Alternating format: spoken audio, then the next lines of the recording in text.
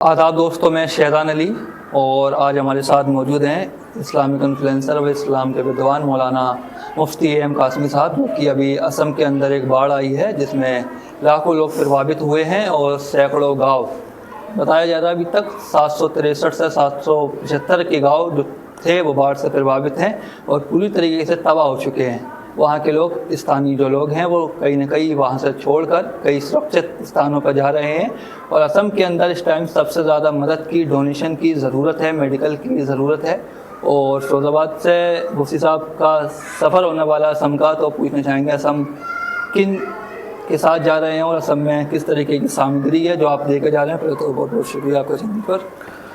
जी, आप सब लोगों को पता है कि आसाम में इस वक्त हालत बहुत ख़राब है और 50 साल में शायद ये सबसे ज़्यादा ख़तरनाक फ्लड वहाँ आया हुआ है और वहाँ लोगों को बहुत ज़रूरत है। और हम जैसे कि जब भी मौका पड़ता है तो कहीं भी खिदमत खल्क़ करने से पीछे नहीं रहते हैं, चाहे वो फ़िरोज़ाबाद हो, पंजाब भी जाना हुआ था, जम्मू कश्मीर भी जाना हुआ, लखनऊ भी, अब आसाम भी इंशाल्लाह जाना है और कल इंशाल्लाह आसाम रवानगी है। अच्छा साहब, असम जब आप जा रहे हैं, आपने कितना बजट बनाया? वहाँ पर काफ़ी लोग हैं जो प्रभावित हैं बाढ़ से, तो किस हद तक और किस लेवल से आप मदद करने की प्लानिंग बनाई है?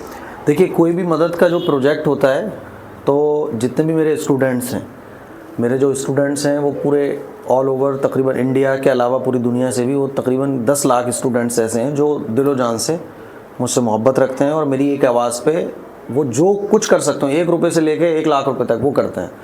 तो हमने इस वक्त 10 लाख रुपए का टारगेट बनाया है और वहाँ पैकेजिंग का काम अल्हम्दुलिल्लाह शुरू हो चुका है। तो 10 लाख रुपए का तो टारगेट है ही हमारा और अल्लाह फिर जितने करवाना चाहे, इसीलिए हमने जाने का टिकट तो रखा है, वापसी को कोई टिकट नहीं रखा है। और इंशाल्लाह कल एम कासमी वेलफेयर सोसाइटी की पूरी टीम, इंशाल्लाह 3 लोगों की ये टीम है, बाकी हमारे आसाम के जो हजरात हैं वो हमसे मिल जाएंगे और इंशाल्लाह ये पूरा काम, वापसी का तो हमने कुछ सोचा ही नहीं है, इसीलिए वापसी का टिकट नहीं है। वहाँ जाने के बाद जितने दिन लगेंगे इंशाल्लाह खिदमत में लगाए जाएंगे। अच्छा उससे आप, जैसे कि देखा जाता है कि जो वहाँ की संस्थाएं हैं वो भी काम कर रही हैं, आप जब वहाँ पर जाएंगे, अचानक जब आप पहुँचेंगे तो आप किस तरीके से वहाँ काम कर सकेंगे? स्थानीय लोगों से कुछ मुलाकात हुई, कुछ वार्तालाप हुई? देखिए, वहाँ हमारे जितने भी साथी हैं, वहाँ के जो मकामी हजरात हैं, उलमा हैं, बहुत सारे, जमीयत भी काम कर रही है, बदरुद्दीन अजमल साहब का फाउंडेशन भी वहाँ काम कर रहा है। तो जब इस तरह की आपदाएं आती हैं तो कितनी भी मदद पहुँच जाए, एक्चुअल ज़रूरत तो रहती है, क्योंकि आपदाएं जो आती हैं वो पूरे को लपेटे में लेती हैं और फंड्स जो होते हैं वो लिमिटेड होते हैं। तो वहाँ जो मकामी लोगों से बातचीत हुई है तो वहाँ खाने की भी ज़रूरत है, वहाँ लोगों को छत की भी ज़रूरत है, मेडिकल की भी ज़रूरत है।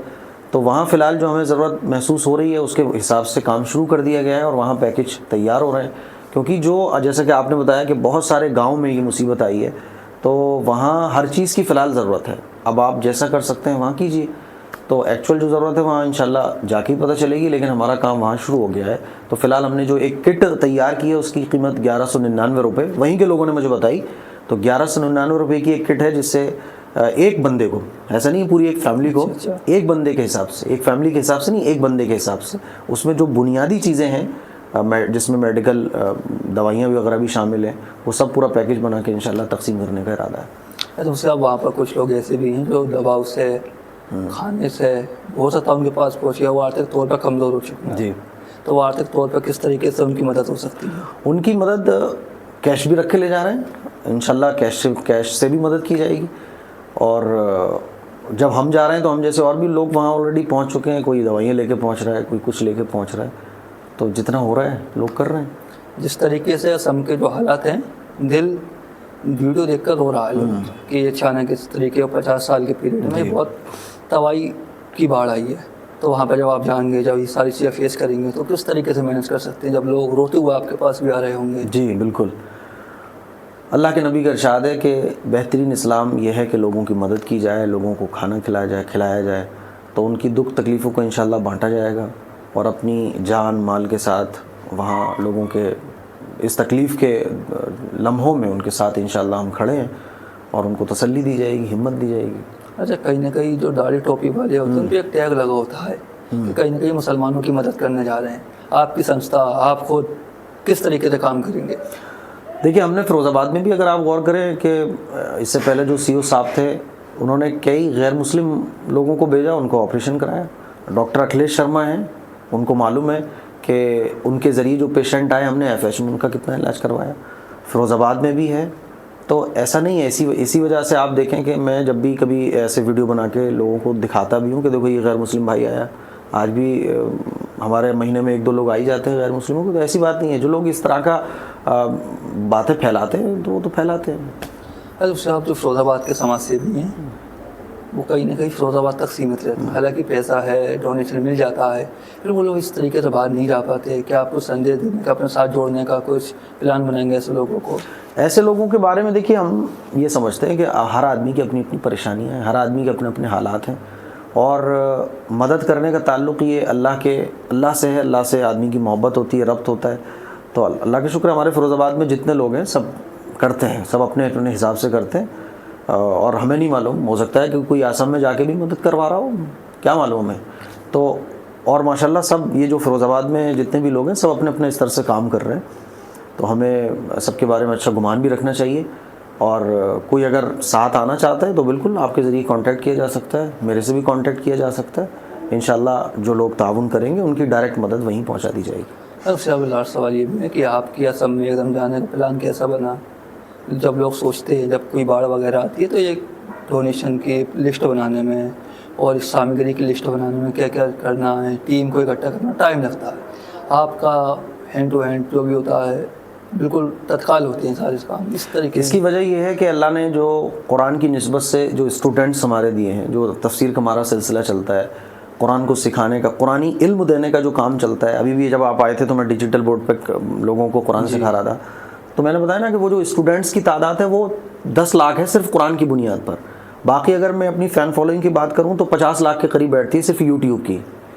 तो 50 लाख का मतलब ये है कि 50 लाख लोग मुझे फॉलो करते हैं और वो मुझे जानते हैं। मैं लोगों से भी बोलता हूँ कि आप आओ, आप बैलेंस शीट देखो।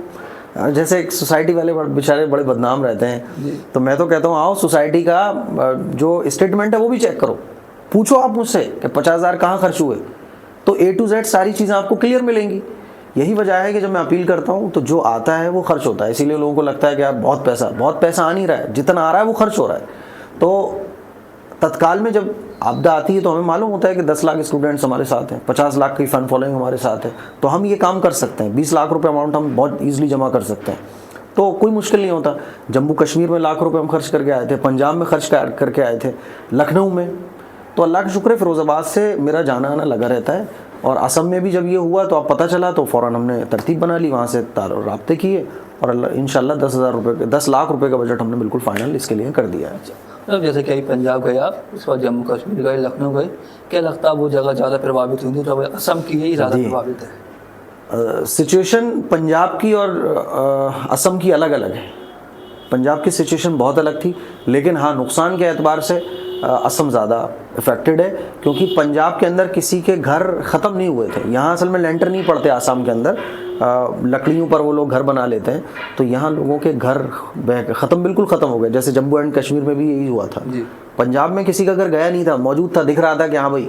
लेकिन यहाँ क्या हो रहा है जम्मू कश्मीर में और आसाम में जो हुआ वो ये हो रहा है कि आदमी ने जो घर बनाया लाखों रुपये जोड़ जाड़ के, वो सब ख़त्म हो गया है, कुछ बचा नहीं है। तो यहाँ नुकसान बहुत ज़्यादा है, बहुत ज़्यादा। तो ये थे हमारे साथ मुफ्ती AM कासिम साहब, जिन्होंने अपनी बात को रखा और असम के लिए फ़िरोज़ाबाद से जा रहे हैं और अक्सर समाज सेवा में बड़े स्तर से काम करते हैं। और अभी मैं देख रहा हूँ करीब 8 से 10 साल से फ़िरोज़ाबाद में जब इनकी संस्था कायम हुई तो जिस लेवल से काम शुरुआत से इन्होंने करा है वो काबिल तारीफ़ है। और फ़िरोज़ाबाद में ही नहीं, अब देश के कोने कोने में जहाँ परेशान हैं लोग, वहाँ पर AM कासिम साहब पहुँचते हैं और अपनी जो मदद हो सकती है उन लोगों के साथ खड़े रहते हैं। सबसे एक लास्ट सवाल और, जो असम के बेआसरा लोग फ़ोनों पर वीडियोस आ रही हैं जो देख रहे हैं मदद के लिए, तो उनसे क्या कहना चाहेंगे? लास्ट जो वीडियोस देख रहे हैं उनसे मैं ये कहना चाहूँगा, आप दुआ के ज़रिए ताउन करें। अगर आपके पास कुछ भी नहीं है तो अल्लाह के सामने हाथ उठाकर दुआ कर दें कि अल्लाह ताला अपने इंसानों पर रहम फरमा, क्योंकि सब अल्लाह की मखलूक हैं। और जो लोग कुछ ताउन कर सकते हैं, आप हैरान होंगे कि अभी एक बंदे ने मुझे बोला कि मैं कुछ ताउन कर सकता हूँ। मैंने कहा कर सकते हो। उसने 10 रुपये ताउन किए, बोला कि मेरे पास सिर्फ 10 रुपये की ताकत है। तो अल्लाह तो ये देखता है कि आपने किस नीयत के साथ ताउन किया है, इसलिए आपके पास कुछ नहीं है दुआ करें, कुछ है तो आप जैसे चाहें वैसे ताउन कर सकते हैं। ठीक है, तो ये थी AM कासिम साहब जिन्होंने स्पष्ट कर दिया है कि 10 लाख रुपए का एक अमाउंट है अभी फ़िलहाल के लिए, जो कि असम में बाढ़ पीड़ितों के लिए खर्च किया जाएगा। वहाँ पर जो प्रभावित लोग हैं उनकी उससे सहायता की जाएगी। और अभी आने का कोई प्लान नहीं है, 3 दिन हो, 4 दिन हो, 1 हफ्ता, 1 महीना, जो भी लगेगा असम के अंदर AM कासमी की पूरी टीम वहीं पर रहेगी और वहीं पर लोगों के साथ मिलजुल कर काम करेगी। और जो प्रभावित लोग हैं, जो प्रभावित गाँव हैं, उन सब जगह का निरीक्षण कर वहाँ पर भी राहत सामग्री पहुँचाएगी।